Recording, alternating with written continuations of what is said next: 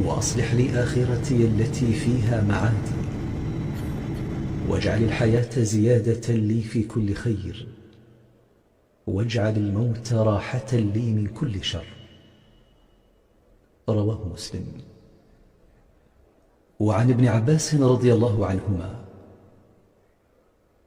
أن النبي صلى الله عليه وسلم كان يقول عند الكرب: لا إله إلا الله رب العرش العظيم، لا إله إلا الله رب السماوات ورب الأرض رب العرش الكريم. رواه مسلم. وعن أبي الدرداء رضي الله عنه قال: قال رسول الله صلى الله عليه وسلم: ما من عبد مسلم يدعو لأخيه بظهر الغيب إلا قال الملك ولك بمثل. رواه مسلم. وفي رواية عن أم الدرداء رضي الله عنها قالت: فإن النبي صلى الله عليه وسلم كان يقول: دعوة المسلم لأخيه بظهر الغيب مستجابة، عند رأسه ملك موكل. يوجد هذا الفيديو في صفحة منجر في الغرباء. كلما دعا لأخيه بخير قال الملك الموكل به: آمين ولك بمثل. رواه مسلم.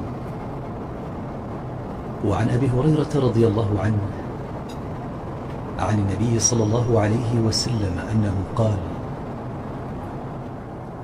لا يزال يستجاب للعبد ما لم يدع بإثم أو قطيعة رحم ما لم يستعجل. قيل: يا رسول الله ما الاستعجال؟ قال: يقول قد دعوت وقد دعوت فلم أر يستجيب لي، فيستحسر عند ذلك ويدع الدعاء. رواه مسلم. وعن أبي هريرة رضي الله عنه قال: قال رسول الله صلى الله عليه وسلم: والذي نفسي بيده لو لم تذنبوا لذهب الله بكم ولجاء بقوم يذنبون فيستغفرون الله فيغفر لهم. رواه مسلم. وعن أبي هريرة رضي الله عنه عن النبي صلى الله عليه وسلم قال: إن لله 100 رحمة أنزل منها رحمة واحدة بين الجن والإنس والبهائم والهوام، فيها يتعاطفون وفيها يتراحمون، وبها تعطف الوحش على ولدها. وأخر الله 99 رحمة يرحم بها عباده يوم القيامة. رواه مسلم. وعن أبي هريرة رضي الله عنه قال: قال رسول الله صلى الله عليه وسلم: فإن الله يغار، وغيرة الله أن يأتي المؤمن ما حرم عليه. رواه مسلم. وعن أم المؤمنين عائشة رضي الله عنها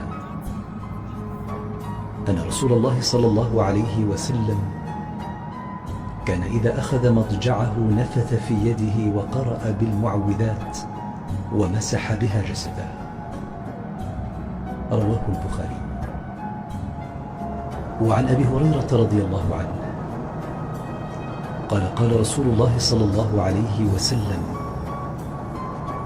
ينزل ربنا تبارك وتعالى كل ليلة من السماء الدنيا حين يبقى ثلث الليل الآخر فيقول: من يدعوني فأستجيب له، من يسألني فأعطيه، من يستغفرني فأغفر له.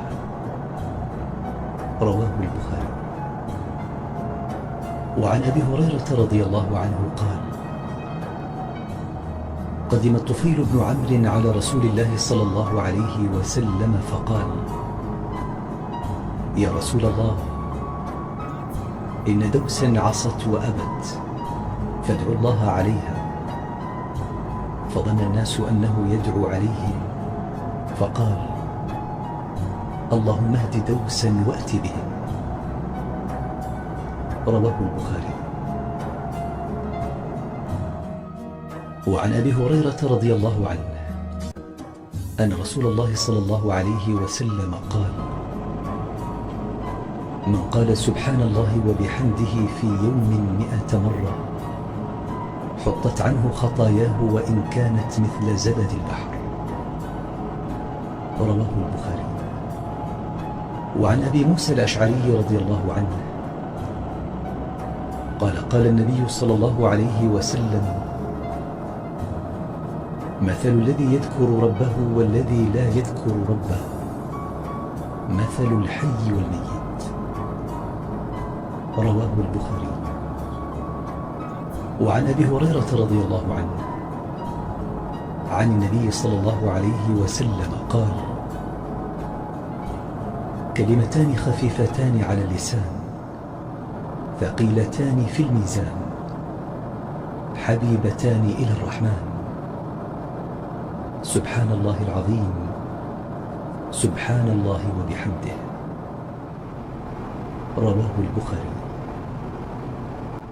عن أم المؤمنين عائشة رضي الله عنها أنها سألت رسول الله صلى الله عليه وسلم عن طاعون فأخبرها أنه كان عذابا يبعث الله على من يشاء فجعله الله رحمة للمؤمنين، فليس من عبد يقع طاعون فيمكث في بلده صابرا يعلم أنه لن يصيبه إلا ما كتب الله له إلا له مثل أجر الشهيد. رواه البخاري. وعن عوف بن مالك الأشجعي رضي الله عنه قال: كنا نرقي في الجاهلية فقلنا: يا رسول الله كيف ترى في ذلك؟ فقال: اعرضوا علي رقاكم لا بأس بالرقى ما لم يكن فيه شرك. إذا كنت مسلما ادعمنا بالإعجاب لمعرفة عدد المسلمين في هذا الفيديو. إذا كنت مسلما ادعمنا بالإعجاب لمعرفة عدد المسلمين في هذا الفيديو. إذا كنت مسلما ادعمنا بالإعجاب لنعرف عدد المسلمين في هذا المقطع. ولا تنسى أن تصلي على النبي محمد صلى الله عليه وسلم. شكرا لكم على المتابعة. إذا أتممت هذا الفيديو فصل على محمد وعلى آل محمد صلى الله عليه وسلم. ولا تنسى دعم القناة بزر لايك والاشتراك في القناة لكي يصلك كل جديد. السلام عليكم ورحمة الله.